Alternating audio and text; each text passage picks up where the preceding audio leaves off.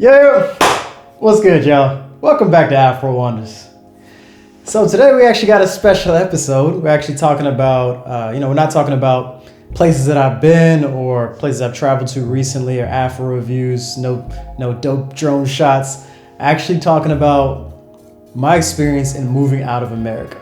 So I've been getting a lot of requests lately and just questions about, I'm trying to leave America and I don't know what to do. I don't know where to start.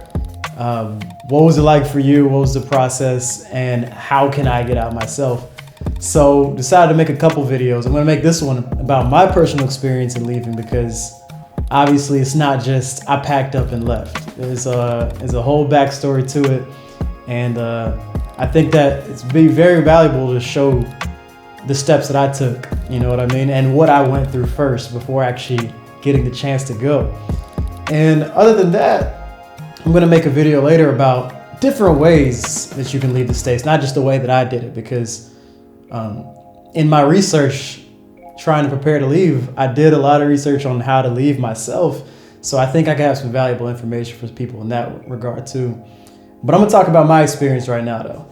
So with no further ado, let's go.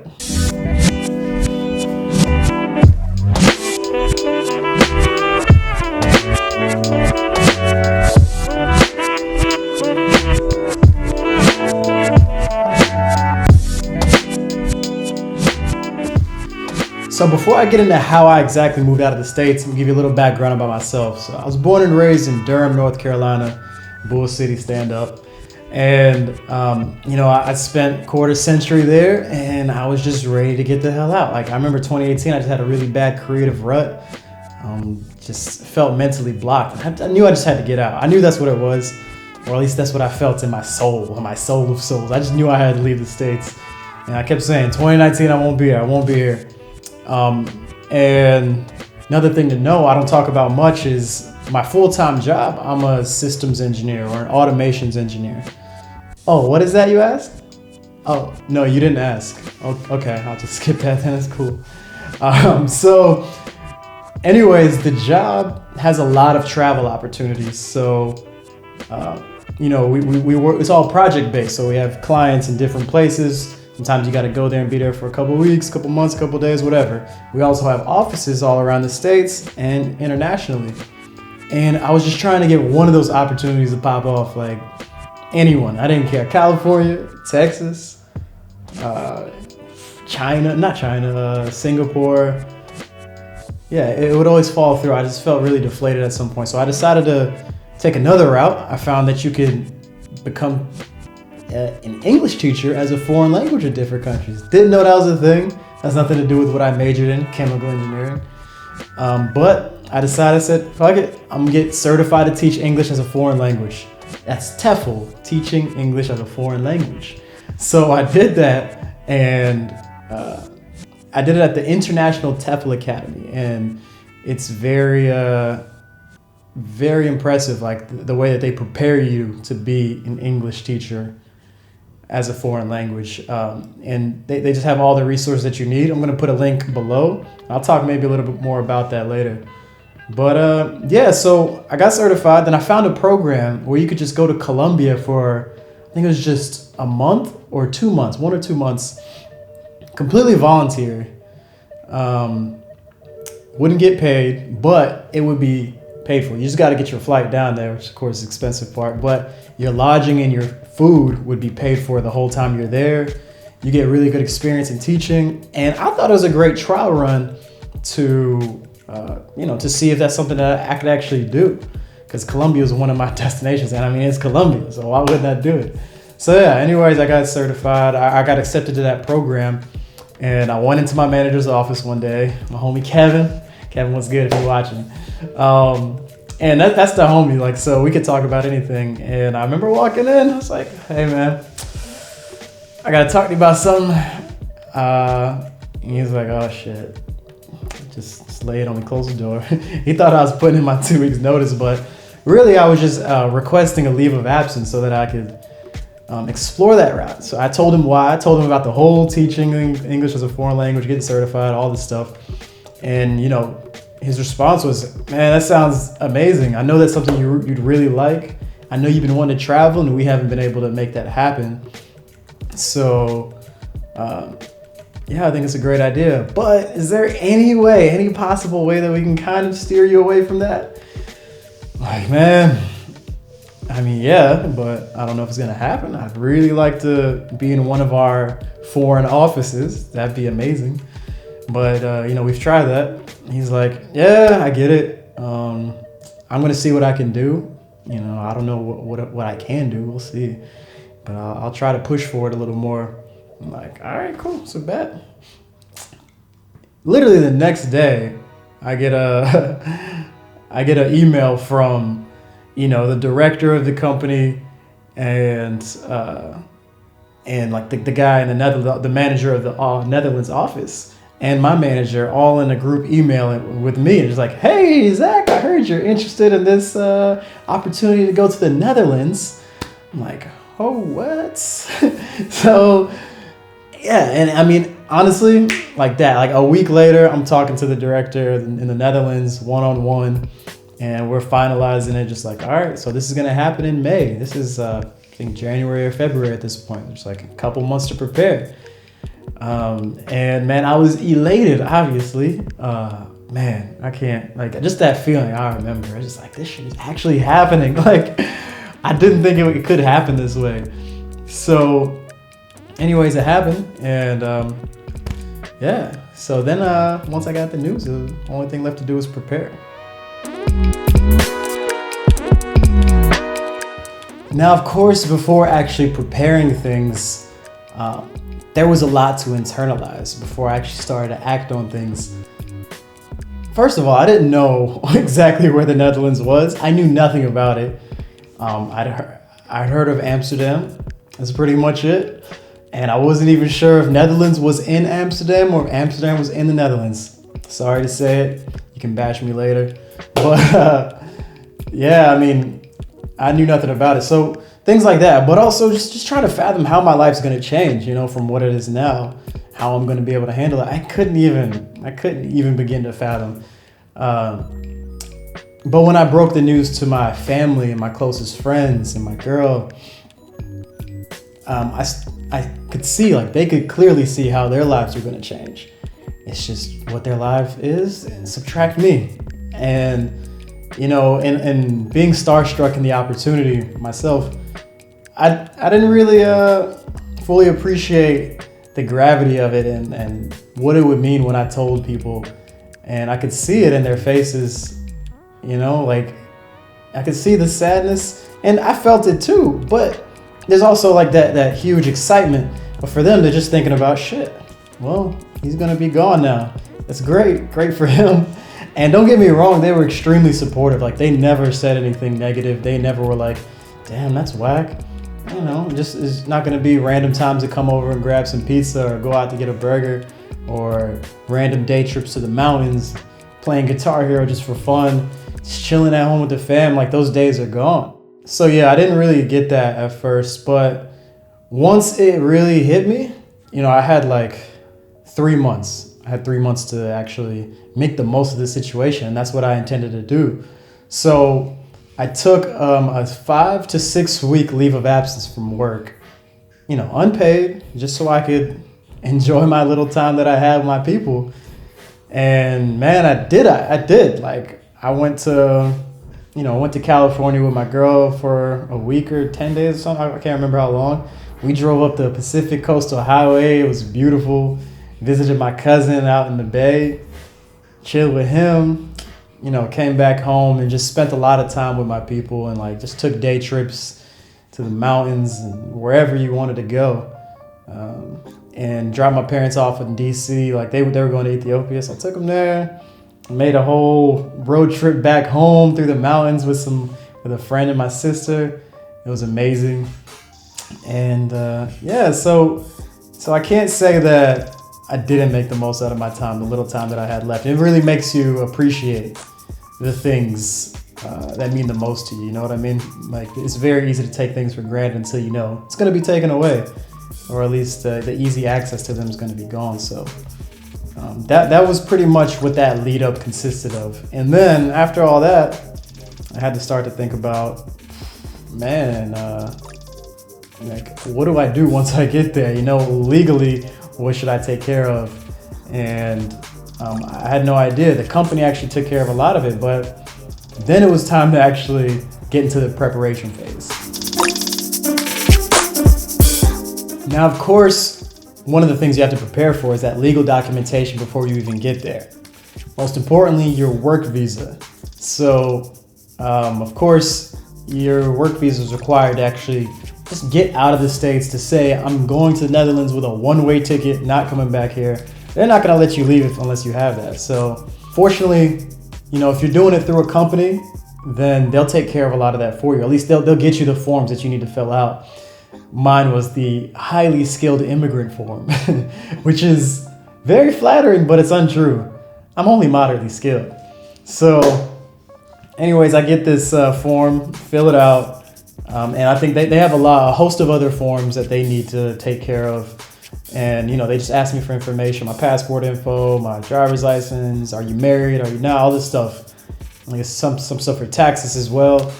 And, it was a fairly simple process. I can say that I was probably spoiled in that way, that the company took care of a lot of it. And if you are traveling, or if you're moving as an expat through a company transfer, then odds are that they will take care of a lot of that for you. So outside of that, once I arrived to the Netherlands, there's a lot to figure out, which fortunately, I had a lot of information going into it because of the company and also because of some research. But for instance, once you arrive, you have to make an appointment to do some biometrics, like to get your fingerprints and something else done. I can't remember what. But outside of that, the first thing, or the next thing after that, what's required in every country you go to, of course, is some form of identification. In the States, it's your driver's license, usually, once you're of age. But in the Netherlands, there are a lot of people who don't use cars, who don't drive, who don't get a driver's license, because biking is so efficient and public transportation is so effective here. So, a lot of people are just like, I don't need it.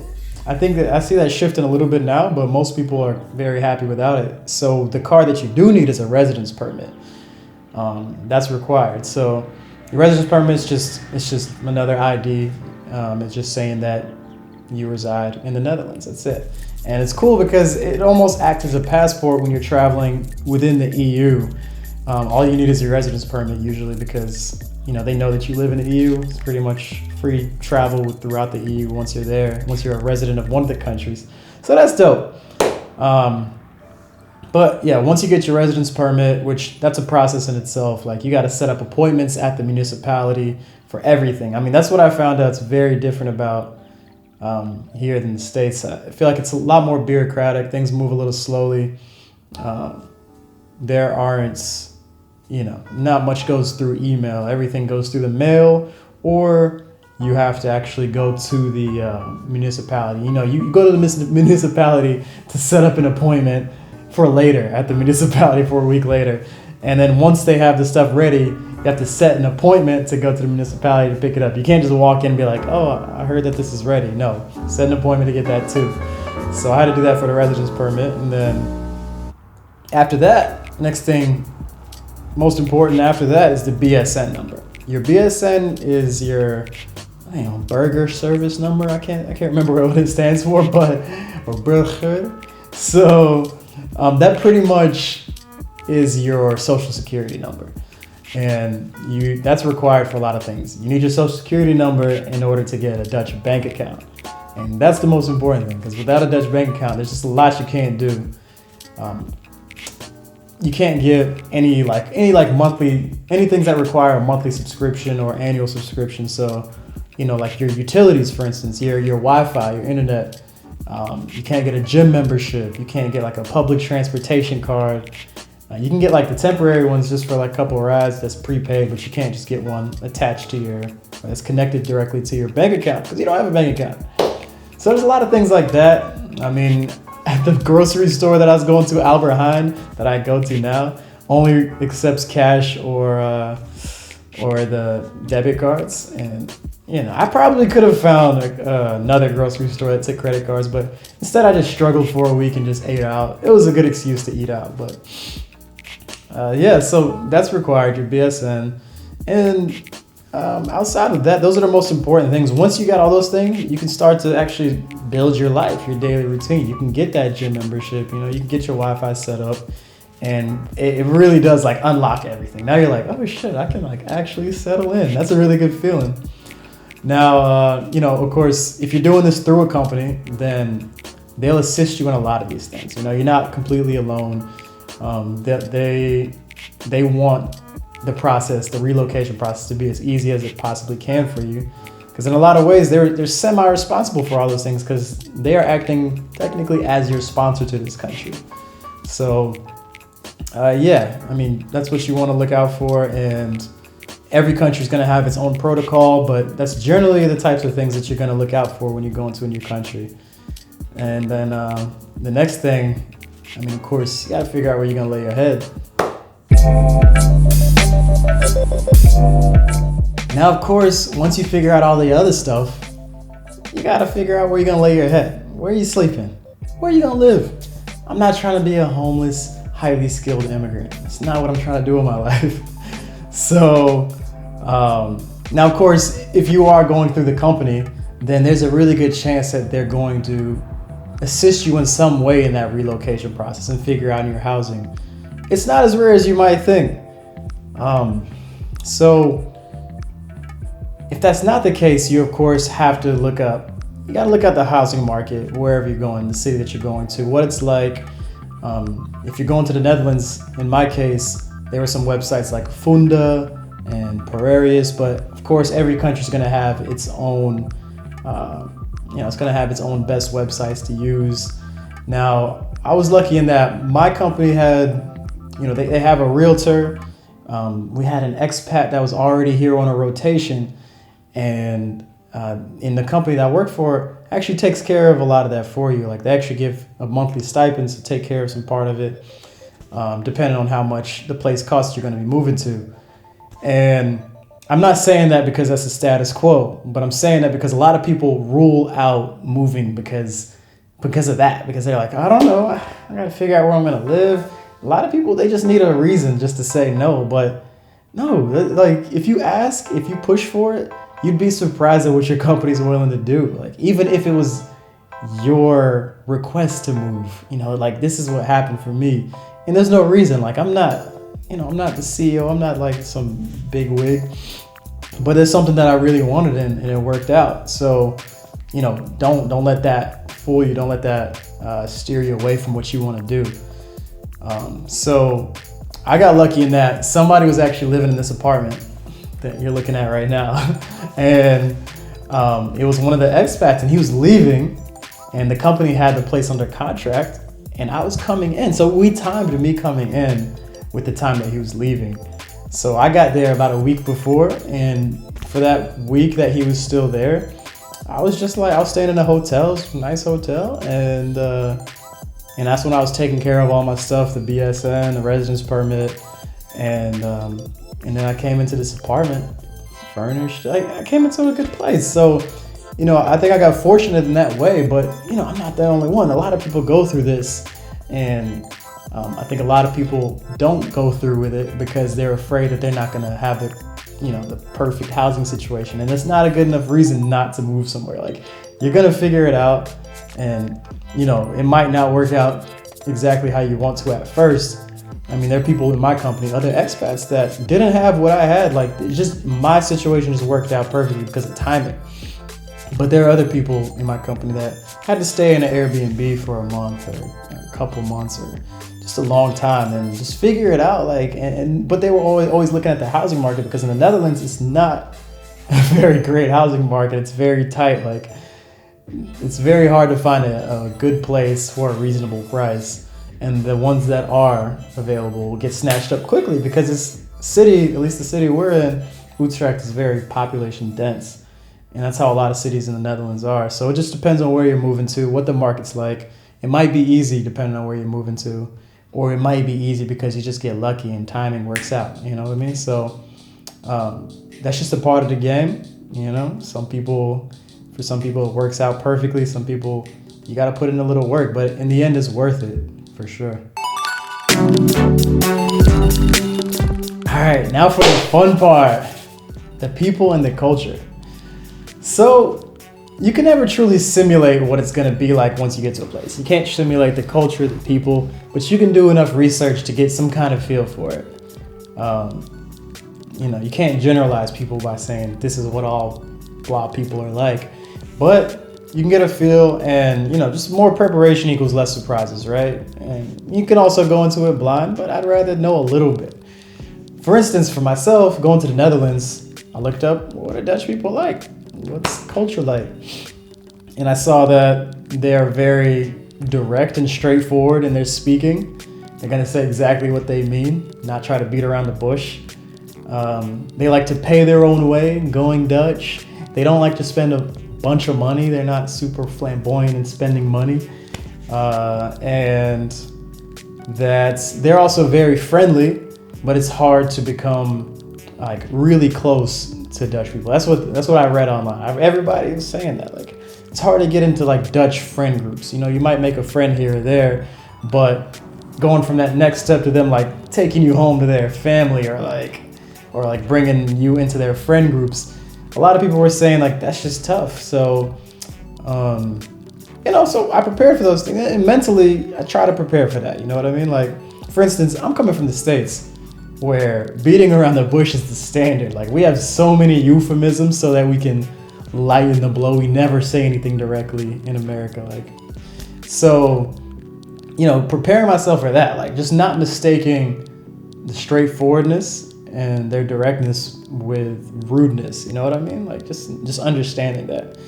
For instance, like, man, I went on a date here and it was really nice. Like, we were feeling it, and I don't remember where we were, but I think we made out, and almost like immediately after we made out, she's just like, oh, by the way, I'm not looking for anything serious. It's just, you know, but I really like you. And then we get back, I'm just like, yo, what a time to say that. The thing is, that's exactly what I wanted too. I didn't want anything serious, but I was just shocked to hear it, you know, at that time. And I guess in her head, she was just like, this seems like a good time to say it. You know what I mean? Like, why, you know, we're getting into it. I don't want there to be any confusion. And it does make sense, but I'm just not used to that. So, like, even knowing that about the culture, it still hit me. I was like, oh, shit. Okay, cool. Yeah, I don't want anything serious either. So, you know, things like that you got to prepare for.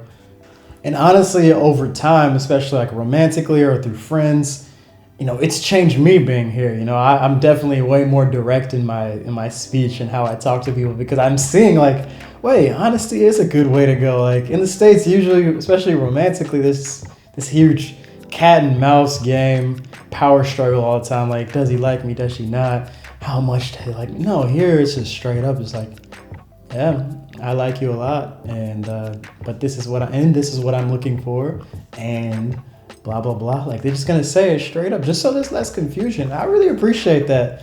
It's something to get used to. Definitely, I had to adapt, because at first I was just like, all right, what does she actually mean? No, they're saying what they actually mean. So, you know, part of the process of going to a new place is like actually immersing yourself in the culture, and for me, it's been a lot of like unconditioning of what I learned my whole life in the States, because I feel like a lot of the things we do there, especially culturally, like conversationally, is counterproductive to like getting what you want, or like just achieving the best situations. You know, just be straight up, be honest, and I love that about here. So, you know, a lot of things like that. Just do the research and prepare for it, so that like you're not smacked in the face super hard. At least you have some notion that like, okay, yeah, it seems like they meant this, but yeah. So I think that's a good way to go about it. And of course, after that, after the people, that's pretty much, you're pretty much set. You're ready to go. So or you would think once you learn about the culture and the people, that you're good to go. But unfortunately, for some people, especially in minority groups, you know, if you've been marginalized in your own country for your whole life or for generations before you, then you're gonna wonder what it's like for people like you in other countries as well. For instance, for myself, grew up in America as a black guy, and you know what's going on there. And you know, there's certain states that I just wouldn't travel to in my own country. So going to a whole new country, I'm like, shit, I gotta look up what it's like to be black there.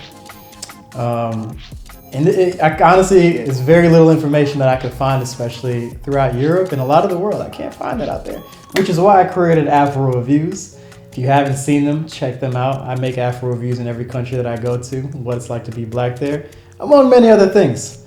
Shameless plug. But when I looked up what it's like to be black in the Netherlands, what came up was this cute little holiday fella. His name is Zwarte Piet, which directly translates to Black Pete. I've talked about him in another video. So this guy, he's like Santa's little helper pretty much. They have another guy called Sinterklaas, technically different, but he's the same person pretty much. So yeah, Sinterklaas has these little black helpers named Zwarte Piet, and the messed up thing about it, or one of the most messed up things about it, is that it's just these white people in blackface with big red lips, you know, big red lipstick, curly hair, and you know, that's like their holiday character, and he brings so much joy to the children of the Netherlands. But he's super controversial, of course, and it's definitely a huge issue here in the Netherlands now, and he's been banned as a holiday character at parades and stuff and events for at least this year. He was banned, and you know, it's been growing year over year, and mostly it's just in the countryside that you could still find him. You know, he's not going to be in the major cities. He's not banned everywhere exactly, but it's definitely progress in the right direction. So yeah, I'm glad that I looked that up though, because if I came here and I saw Zwarte Piet, I don't know what I'd do. I'd flip my shit. So I'm really happy that I looked that up. So wherever you're going, look up what it's like to be black there. You might be surprised at what you find. You might not get an Afro review, or you might if I've been there, but you'll find something. And you know, usually you might not like it, but it's good to be prepared for sure. Do that.